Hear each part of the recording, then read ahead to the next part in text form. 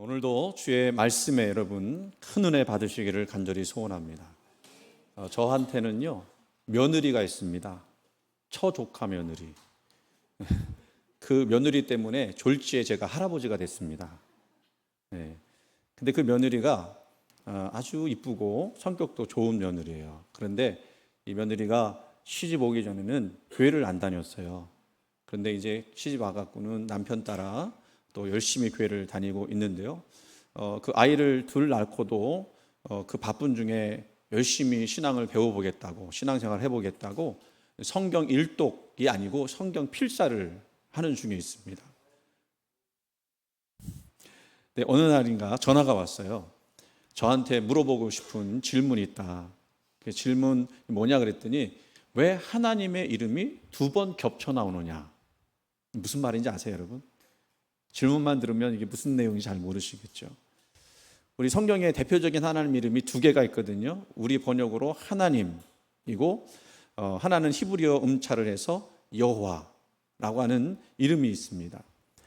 근데 성경을 자기가 쓰다 보니까 여호와라고 하는 때도 있고 하나님이라고 하는 때도 있는데 보니까 어떤 부분은 여호와 하나님 이렇게 부르더라는 거예요. 그래서 그게 궁금했다는 겁니다. 근데 우리는 그냥 넘어가죠. 전혀 생각도 못했던 내용이죠. 그래서 며느리가 왜 두 번 겹쳐 부르는 거냐, 한 번만 부르면 되는데, 저도요 전혀 생각하지 못했던 질문이었어요. 평생에 그런 질문 한 번도 못 받아봤어요. 그래서 생각나는 대로 대답을 해줬습니다. 아마 하나님의 이름을 더 강조하기 위해서 그렇게 불렀을 거다. 내가 나중에 좀 더 찾아보고 답을 주겠다. 이렇게 생각을 얘기를 했습니다. 여러분은 어떻게 생각하세요? 왜 하나님 이름을 두 번 겹쳐 불렀을까요? 예? 잘 이해가 안 되죠. 저도 전화를 끊고 찾아봤습니다. 먼저 그 여호와 하나님이라고 하는 그렇게 같이 부른 본문들이 어디에 있는가 찾아봤는데요. 제가 찾아보니까 놀라운 거죠. 아주 놀라운 그 발견을 하게 됐는데, 두 번 겹쳐 부르는 때가 언제냐 봤더니 창세기 1장부터 3장까지 집중적으로 있어요. 창세기 1장부터 3장까지. 그리고 원역사라고 하는 12장까지 그 이름이 계속 반복이 되어져 있는 것을 볼 수가 있습니다. 그런데 4장부터는 여호와라고 하는 이름이 또 등장을 해요. 그러니까 한 번만 부르는 이름도 등장하고 또 여호와 하나님이라고 하는 이름이 또 두 번 겹치면서 또 등장도 하는 거죠. 그런데 이제 이 하나님이라고 하는 단독으로 쓰인 표현들이 훨씬 많은 것을 볼 수가 있습니다. 그렇게 보면 그 대표성을 가지고 있다라고 하는 것은 하나님이라고 이제 볼 수가 있겠죠. 그런데 여호와 하나님은 왜 같이 불렀을까? 아까 얘기했던 것처럼 창세기에 있다라는 거 아닙니까? 그거를 우리가 좀 생각해 보면서 머릿속에 두면서 말씀을 들어보면 좋을 것 같아요. 여호와는 우리는 여호와라고 하지만 야훼라고 하는 이름으로 더 이제 바른 그 발음으로 생각을 하거든요. 그리고 하나님이라고 하는 이 히브리어는 여러분들은 좀 생소하게 들릴 수 있겠지만 엘로힘이라고 하는 히브리어 단어예요.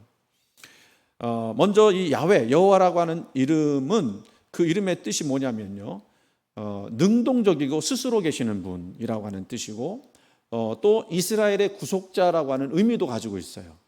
그러니까 그런 의미를 같이 쓸 때 여호와라고 하는 이름을 쓴다라는 거죠.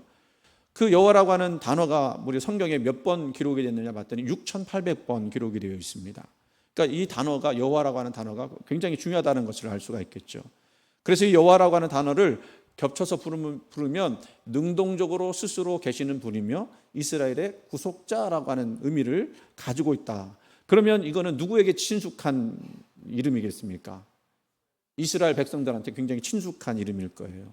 그러니까 이거는 내수용이야, 내수용. 내수용이고 수출용은 아니라는 거죠. 이해가 되셨어요?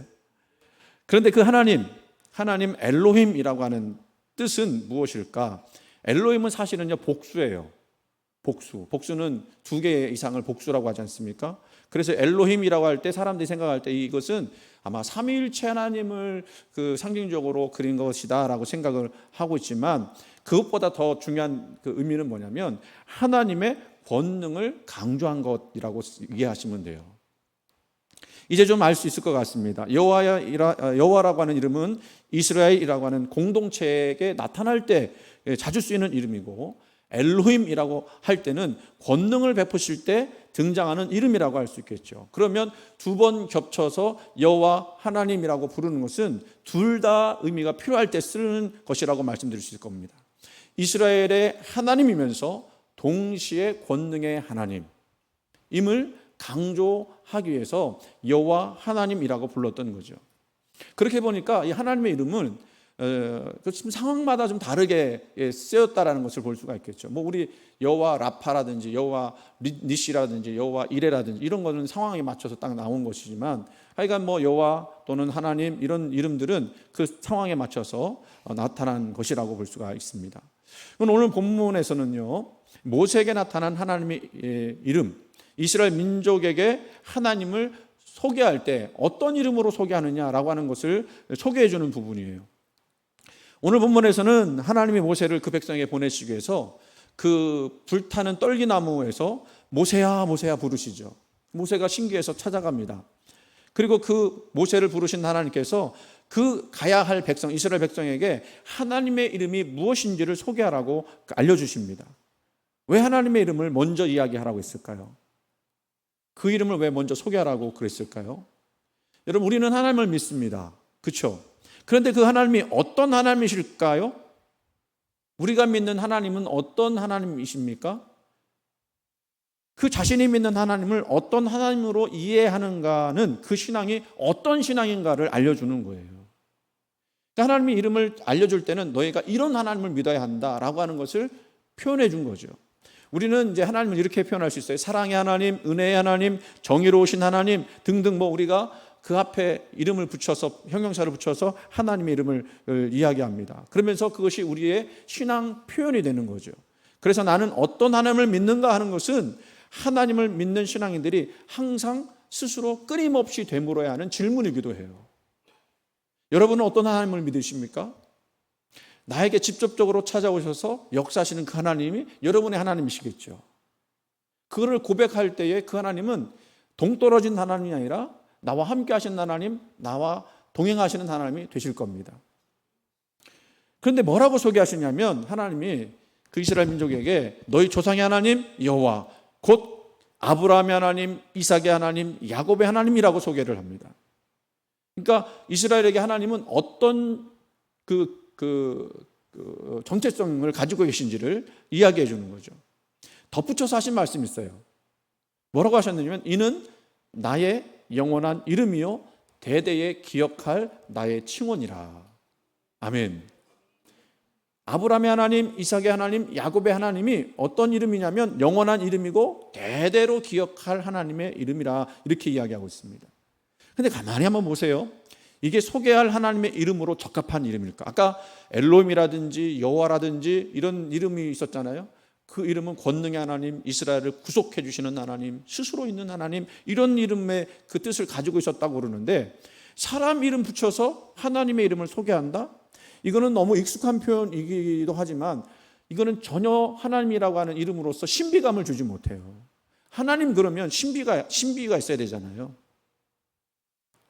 전혀 신비하지 않습니다. 우리식으로 말하면 철수의 하나님, 영의 하나님, 맹구의 하나님, 이렇게 되는 거예요. 전혀 신비하지 않죠. 아니, 피조세계 너머에 계신 하나님이 자신이 지으신 피조물의 이름을 앞세워서 자신을 표현했다? 너무 평범하고 너무 수수합니다. 그러면 이런 이름 말고 없을까요? 좀 멋지게 표현한, 아까 여호와 하나님 이름 말고 다른 이름 없을까요? 그 이름, 멋진 이름이 있습니다. 굉장히 신비하고 철학적인 이름이기도 합니다. 오늘 본문 14절에 표현한 이름이에요. 출애굽기 3장 14절, PPT를 왜 안 띄워주시는지 모르겠네요. 14절 뭐라고 했죠? 하나님이 모세에게 이르시되 나는 스스로 있는 자니라. 아멘. 하나님이 모세에게 이르시되 나는 스스로 있는 자니라. 여러분, 이 나는 스스로 있는 자니라라고 하는 히브리어 말은요, 단 3마디에 있습니다. 근데 정확하게 말하면 단 2단어로 되어 있어요. 뭐냐면 에흐헤, 아쉐르, 에흐헤. 에흐헤라는 말이 앞뒤로 되어 있고 아쉐르라는 말이 중간에 껴 있어요. 에흐에, 아쉐르, 에흐에. 한번 해볼까요? 에흐에, 아쉐르, 에흐에. 그것도 띄워주시면 됩니다. 저기 있죠. 맨 끝에 에흐에, 아쉐르, 에흐에. 여러분이 하나님이신 것처럼 이야기한 거예요 지금. 자, 그러면 이 에흐에라고 하는 단어를 좀 보면 이 단어가 좀 독특해요. 이건 명사가 아니고 동사격입니다. 이 에흐에라고 하는 단어는요, 하야라고 하는 그런 동사의 1인칭 형태예요. 그러니까 그 1인칭이 쓰는 동사인데 하야라고 하는 동사를 에흐에라고 바꾼 거죠. 이거는요, 있다, 존재하다라는 의미가 강합니다. 그리고 그 단어를 연결하는 아쉐르, 이거는 그냥 연결하는 뭐는 연결 표현이죠. 연계사죠. 이거는 그것과 연결했을 때 에흐에 아쉐르를 했을 때는요, 이다라는 뜻이 더 강조가 돼요. 뭐뭐이다. 나는 뭐뭐이다. 나는 사람이다 할 때 이다 있죠. 영어 편으로 하면 비동사와 유사합니다.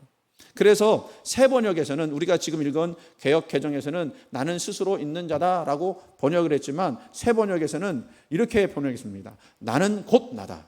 나는 곧 나다.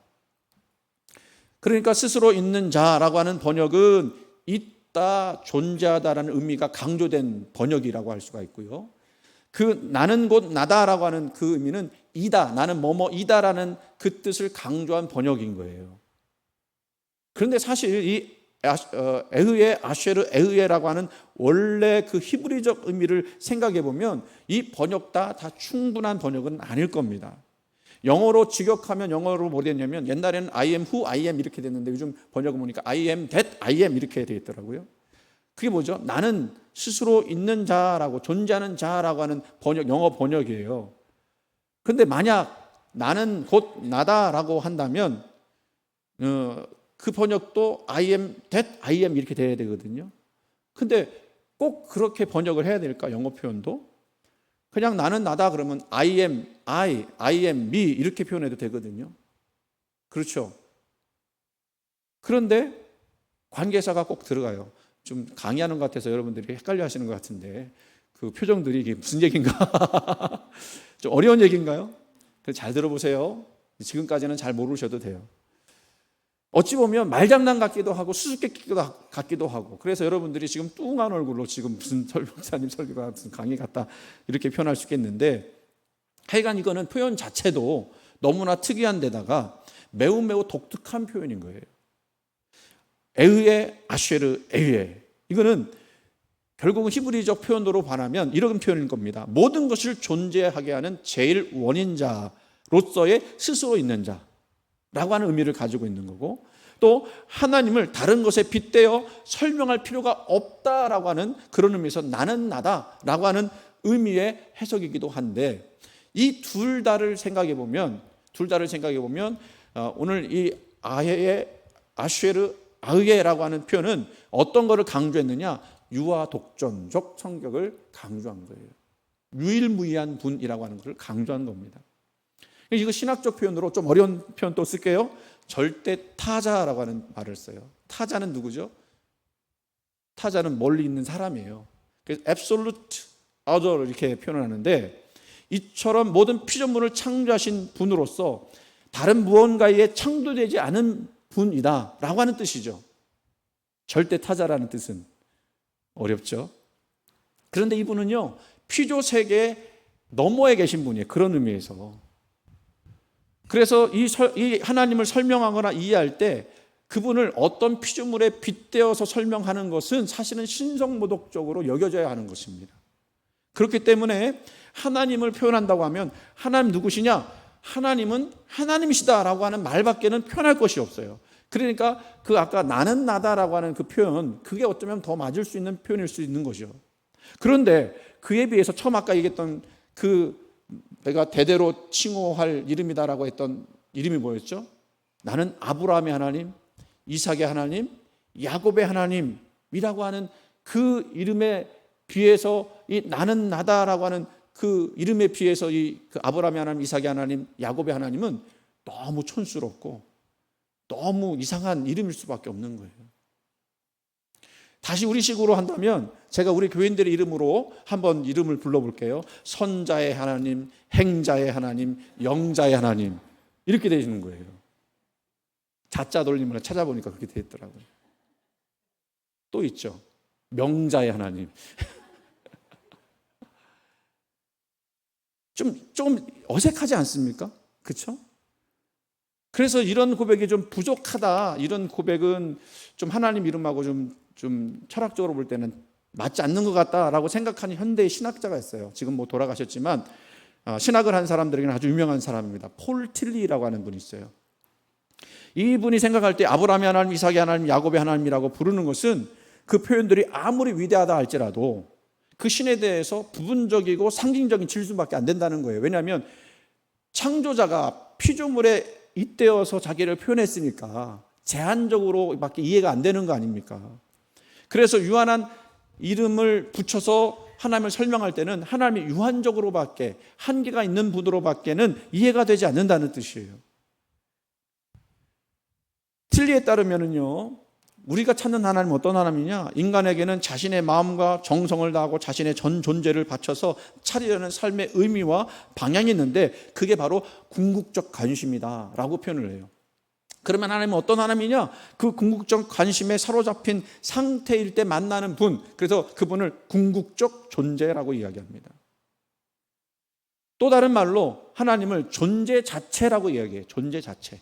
다른 존재를 존재하게 하는 존재 자체예요. 그 존재에 관한 모든 것을 포괄하며 그 모든 것을 뒷받침할 수 있는 존재가 바로 하나님이시다. 그건 맞는 말이죠. 그죠? 여러분을 있게 하고 여러분을 존재케 하는 거, 유지하게 하는 건 누구시죠? 하나님이신 거예요. 맞습니까? 그 하나님이라고 하는 그 설명, 이렇게 설명했는데, 그래서 이 시는 하나님은 세계의 본체고 세계의 몸이다, 이런 표현도 썼어요. 그렇게 보면 틸리가 선호하는 하나님의 이름은 아까 처음 이야기했던 것처럼 예의에, 아쉐르 예의에, 나는 곧 나다라고 하는 표현이 훨씬 더 맞는 표현일 것입니다. 하나님이 누구신지를 묻는 모세의 질문에 하나님은 나는 곧 나다라고 하는 대답을 해주셨는데, 사실은 이 기독교 역사에서 수도 없이 논의될 정도로 상상력을 자극하는 표현이에요. 너무너무 신비한 표현이에요. 모든 피조물과 피조세계 위에 거하시는 하나님의 위대하심과 그리고 그분의 신비를 나타내기에 적합한 이름이 바로 예의의, 아쉐르 예의라고 하는, 나는 곧 나다라고 하는 표현이라고 하는 거예요. 그렇다면 하나님은 이 이름을 공식적인 칭호로 삼아야 되지 않겠느냐? 그런데 왜 오늘 이 출애굽기에서는 천년동안 아브라함의 하나님, 이삭의 하나님, 야곱의 하나님을 공식적인 칭호로 삼았을까? 더불어서 생각해 보면 이 선지서나 성문서, 복음서, 서신서를 막론하고 이 출애굽기에 나타났던 이 표현 아쉐르, 아예르라고 하는 표현은 다시 나타나지 않아요. 그거를 설명하려고도 하지 않아요. 그러니까 오직 이 출애굽기 요 자리에서만 딱 나타나고 더 이상 나타나지 않는다는 겁니다. 참 수수께끼 같아요. 그러면서 우리가 촌스럽게 생각하는 아브라함의 하나님, 이삭의 하나님, 야곱의 하나님은 얼마나 자주 표현되는지 알 수가 없습니다. 그러면서 그거를 영원한 이름이고 대대로 기억할 칭호라고 그렇게 말씀하셨어요. 무엇 때문일까요? 그렇게 멋진 이름, 자신의 그 위대하심과 능력과 권세를 마구마구 보여줄 수 있는 그런 표현은 왜 가만히 두고 그렇게 촌스럽고 그렇게 수수께끼 같은 그런 이름을 그 대단한 칭호로서 여기셨을까요? 사실 좀 더 생각해 보면 그 말이 안 되는 게 아브라함이나 이삭이나 야곱, 이 사람들이 이상적인 자기 민족의 조상으로 생각되어졌느냐? 아니에요. 좀 더 생각해 보면 이 사람들이 얼마나 형편없는 삶을 살았는지 알 수 있습니다. 자기 목숨 부지하겠다고 누구를 팔아넘겼죠? 아내 팔아넘겼어요. 그리고 타인을 속여서 사기를 쳐갖고 이득을 취했던 사람 야곱이죠. 그 야곱이 이스라엘이라고 하는 이름으로 바뀌었는데 야곱은 그야말로 겁쟁이였습니다.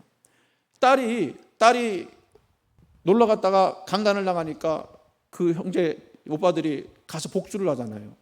복수를 하고 돌아온 아들들에게 뭐라고 야곱이 뭐라냐면 너희 때문에 내가 죽게 생겼다, 그렇게 얘기해요. 얼마나 비겁합니까?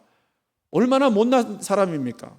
더 나아가서 그는 말년까지도 자기의 배고픔과 자기 목숨이 더 우선적인 사람이었어요. 참 아버지로서, 남편으로서 참 본보기가 되지 못하는 사람이 야곱이었죠. 그런데 그런 사람들인데 그런 사람들에게 그 무엇과도 비교할 수 없는 위대하신 하나님의 그 이름을 덧붙였다. 그리고 영원한 이름으로 대대 기억할 칭호로 정했다. 그 하나님 여러분 이해하실 수 있겠습니까? 생각해 보면 말씀드린 대로 모든 것을 창조하신 하나님은 이 피조 세계로부터 자신을 얼마든지 분리할 수 있습니다. 사람은 그렇잖아요. 사람은 어떻게 사람 만나는 자십니까? 자기 수준에 맞는 사람 만나요. 그래야 편하다고 생각합니다. 그렇죠. 그리고 자기 수준과 맞지 않는 사람은 안 만나려고 그래요. 사람은 그래요. 하물며 절대 타자, 이 피조 세계 너머에 계신 하나님이 그 어떤 피조물과 분리된 채 홀로 존재할 수 있는 분인데도 불구하고 미물과 같은 우리 인간들, 그 인간들에게 함께 하시겠다라고 말씀하시면서 그 이름을 영원한 칭호로 삼으셨다는 거예요. 그 하나님은 하나님 말씀하신 대로 유아독전 절대 타자로 임하시는 분이 아니었다는 것입니다. 우리는 보통 창세기 3장에서 아담과 하와가 타락함으로써 그 하나님과 인간의 관계는 단절되었다 이렇게 표현하거든요. 근데 그거는 우리 쪽에서의 표현이지만 하나님께서는 단절된 적이 한 번도 없으셨어요. 그럼에도 불구하고 계속해서 사람들에게 찾아갔습니다. 말씀했습니다. 개입했습니다. 그리고 침입했습니다. 그리고 하나님 어떤 분이신지 계속해서 알려주셨습니다. 선악과를 따먹은 아담과 하와에게도 나타나셨고, 동생을 죽인 가인에게도 나타나셨고, 계속해서 죄를 짓는 이스라엘에게도 그 선지자를 보내셔서 그 짓지 말라고 체근하셨던 분이 하나님이세요. 하나님께서 창조하신 인간들이 계속해서 죄를 지어 타락했지만, 그런데도 하나님은 그 타락한 인간과 관계를 끊지 않으셨습니다. 파스칼이라고 하는 프랑스 철학자가 있어요. 파스칼. 아마 많이 들어보셨을 겁니다. 근데 철학자라고 부르기에는 이분이 얼마나 위대한 분인지 그거 갖고는 설명이 안 돼요. 수학자였고요, 물리학자였고요, 발명가였고요, 철학자였고요, 더 나아가서 신학자였습니다. 우리는 하나도 갖기가 어려운 타이틀을 이분은 무려 5개, 6개를 갖고 있어요. 이분은 다방면에서 두각을 나타낸 천재였지만 신학에서도 철학적 설명에 의존하지 않고 성경의 계시만으로, 그것만으로도 하나님을 이해하려고 했던 보수주의적인 관점을 가진 사람이었습니다. 그 사람이 말년에 하나님을 연구하면서, 하나님을 믿으면서, 하나님과 함께하면서 경험하고 그 고백했던 그 이름이 뭐냐면 이런 표현을 썼어요. 하나님은 수학자의 신이 아니고 철학자의 신이 아니고 아브라함의 하나님이요, 이삭의 하나님이요, 야곱의 하나님이었다.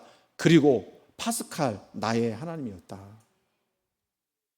이 얘기는 무슨 얘기인지 이해가 되시죠? 하나님은 내 존재 너머에 계셔서 나와 상관없이 계시는 분이 아니라 지금도 함께 하셔서 나와 동행하시고 나에게 말씀해 주시고 나를 간섭하시고 침입하시고, 그래서 나를 나 되게 만드시는 하나님으로 이제까지 존재했다라고 하는 파스칼의 고백인 거예요. 레위기 26장 44절에 이런 말씀이 나옵니다. 그런즉 그들이 그들의 원수들의 땅에 있을 때에 내가 그들을 내버리지 아니하며 미워하지 아니하며 아주 멸하지 아니하고 그들과 맺은 내 언약을 폐하지 아니하리니. 그 다음에 말씀이 중요해요. 나는 여호와 그들의 하나님이 됨이니라. 할렐루야. 하나님이 사람들을 내버리지 않으시고 이토록 그들과 함께 하신 이유는 다른 게 아니에요. 하나님 당신이 나의 하나님이시기 때문에 그러셨어요. 그거를 기뻐하셨어요. 그거 자기가 제한되더라도, 자기가 유한한 존재로 그렇게 이해되더라도 우리의 하나님, 나의 하나님, 이스라엘의 하나님, 아브라함의 하나님, 이삭의 하나님, 야곱의 하나님이라고 말씀하고 싶으셨어요. 여러분의 하나님은 누구의 하나님입니까? 나의 하나님이십니다. 그 고백 속에 담겨진 신앙 고백은 어떤 신앙 고백이죠? 하나님은 여전히 나와 함께 하시는 하나님이시고, 자기를 제한해서라도 나를 돕는 분이시고, 내가 어디 있든지 무엇을 하든지 간에 나와 함께 하시는 분이시다라고 하는 것을 하나님은 여러분들에게 가르쳐주고 계신 거예요. 스스로 계실 수 있는 분이지만 홀로 계시기를 원치 않으시고 자신의 피조물인 사람들과 함께 하시면서 그 관계 속에서 자기를 나타내신 거죠. 가장 높은 곳에 계셔도 괜찮을 분인데 이제는 이 땅에 사람의 모양으로 오셔서 우리 세상에 개입하시고 구원하시고 또 함께 하시고 결정하신 겁니다. 그래서 하나님은 지금도요, 독단적으로 결정할 수 있음에도 불구하고, 마음대로 하실 수 있음에도 불구하고 인간에게 질문하시고 반응을 기다리시며 인간과 대화하시고 때로는 인간에게 설득당하시기도 해요. 놀라운 일 아닙니까, 여러분? 이처럼 인류 역사상 단 한 번도 하나님과 인간 사이의 관계가 끊어진 적이 없다는 것이 성경의 증언이에요. 하나님께서는 자신이 창조한 이 세상을 너무너무 사랑하셔서 기어이 사람의 모습으로 스스로를 드러내셨어요. 그래서 아브라함의 하나님, 이삭의 하나님, 야곱의 하나님이라는 칭호는 우리와 함께 하시는 임마누엘의 하나님을 또 나타내는 또 다른 이름인 것을 여러분 믿으시기를 간절히 원합니다. 오늘 명절을 지내면서 우리 조상들을 생각해 보는 시간 있잖아요. 그렇죠? 예배 드리지 않습니까? 그때에 그 하나님은 어떤 하나님인가? 우리 할아버지와 함께 하셨던 하나님, 아버지와 함께 하셨던 하나님, 그리고 나와 함께 하셨던 하나님, 그리고 우리 자손에게도 함께 하실 하나님. 그 하나님 우리를 떠나지 않으시고 계속해서 말씀하시며 내가 힘들거나 어렵거나 고통스러울 때 말씀하시고 위로하시는 하나님. 그 하나님을 여러분 만나시기를 주님의 이름으로 간절히 축원을 드립니다.